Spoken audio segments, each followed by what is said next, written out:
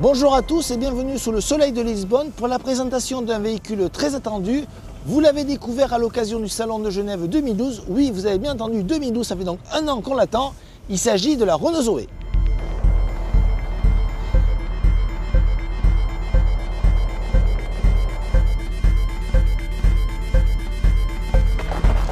Jusqu'à aujourd'hui, la gamme Z2 de Renault était composée de la Fluence, du Kangoo et de Twizy. Voici donc maintenant la Zoe, la première citadine 100% électrique de Renault. Comme vous avez pu la découvrir sur Karadziak il y a un an lors d'une présentation statique, la Zoe n'a pas changé. Elle conserve ses lignes toujours aussi sympathiques avec le logo au centre de la face avant typique de toutes les nouvelles Renault actuellement. Un look assez jeune, assez dynamique, uniquement disponible en 5 portes comme la Clio, et avec des mensurations notamment au niveau de la longueur proche également de l'autre citadine de Renault, puisque cette Zoe mesure 4,08 m de long.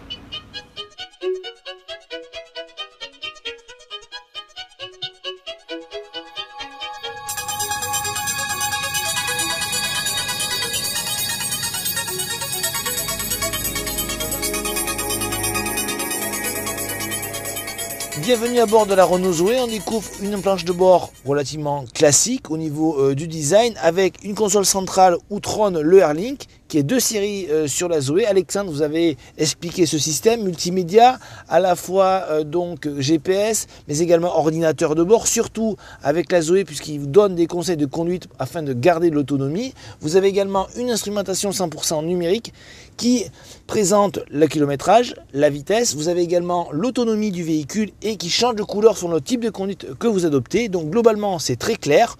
Un petit bémol concernant l'ergonomie du Airlink qui n'est pas forcément toujours bien pensé puisqu'il faut toujours revenir en arrière si vous voulez changer de menu. Mais globalement, c'est plutôt convaincant.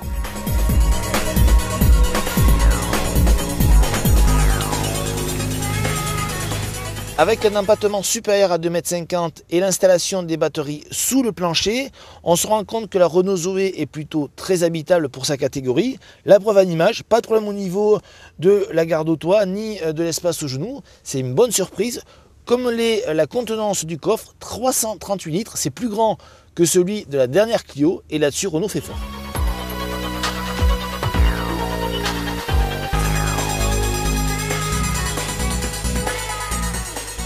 Nous voici donc enfin au volant de cette Renault Zoe qui est animée par un moteur 100% électrique d'une puissance de 66 kW, soit l'équivalent thermique à peu près de 88 chevaux.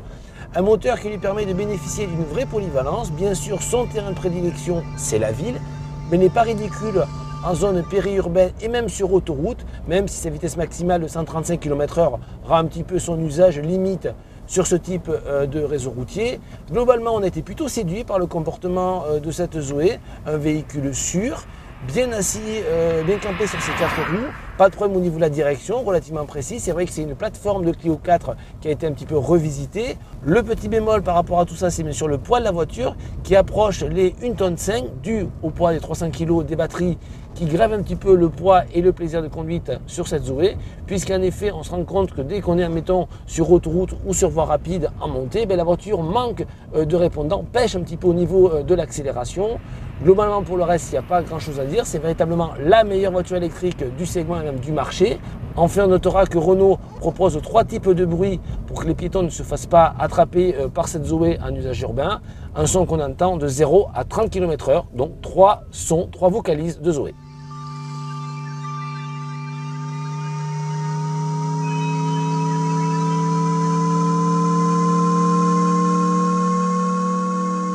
Comme toute voiture électrique qui se respecte, la Zoe doit se brancher pour se recharger. Et c'est là que les choses se compliquent. Au départ pourtant, tout est simple.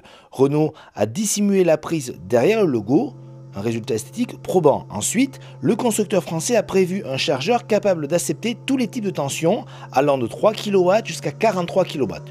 Une seconde bonne chose. Mais le problème tient du fait que Renault n'a pas prévu un câble standard pour se brancher chez soi avec une prise traditionnelle. En effet, le constructeur français a prévu de mettre en place un système de wallbox, un petit compteur personnel qui nécessite l'intervention d'un électricien pour le brancher chez vous.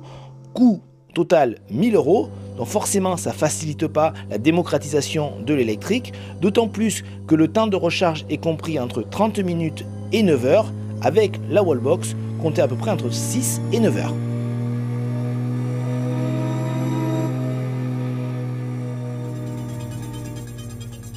On vous l'affirme, la Renault Zoé est la meilleure voiture électrique du marché. Mais il y a un gros mais, on va vous expliquer pourquoi. Tout simplement, la Zoé dispose d'une vraie bouille sympathique. Les aspects pratiques non négligeables, un grand coffre, une habitabilité arrière intéressante, une autonomie d'environ entre 100 et 150 km réels, donc ça, c'est des bonnes choses, d'autant plus que les prix sont plutôt raisonnables. Ils débutent à partir de 13 700 € prime gouvernementale déduite, à laquelle il faut ajouter 79 € de location de batterie par mois. Mais le problème, c'est qu'il est quasiment impossible de se recharger à l'heure actuelle sur une prise traditionnelle, puisque Renault ne commercialise pas le cordon spécifique. Le constructeur français a décidé en effet de mettre en place un système de Wellbox pour le rechargement de cette Zoé, une installation qui demande environ 1000 € supplémentaires. Résultat, cela va freiner les ventes de cette Zoé qui, elle, ne le mérite pas.